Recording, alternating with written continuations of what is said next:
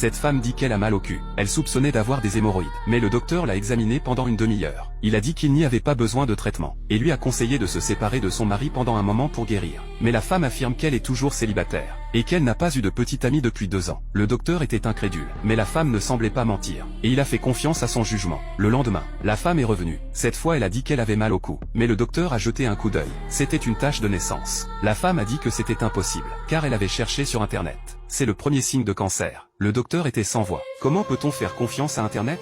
Mais la femme a insisté qu'elle n'avait vraiment pas eu de relation depuis 2 ans. Donc ça ne pouvait pas être une tache de naissance. Le docteur pensait qu'elle était folle. Alors il a plié 2 mèches de cheveux, pour vérifier si elle était mentalement malade. Mais rien n'a été trouvé après l'examen. Peu de temps après la femme est revenue. Cette fois c'était parce qu'elle saignait. Mais après l'échographie, le docteur a déclaré qu'elle avait fait une fausse couche. La femme était sans voix. Combien de fois dois-je vous le dire? Je suis célibataire depuis 2 ans. Le docteur était perplexe, car il est impossible de mentir sur les résultats des tests. Alors est-ce que cette femme ment ou non? Ou est-elle schizophrène? Ensuite le docteur lui a demandé comment elle dormait. La femme a répondu qu'elle dormait très bien. Chaque jour elle dort jusqu'à l'aube.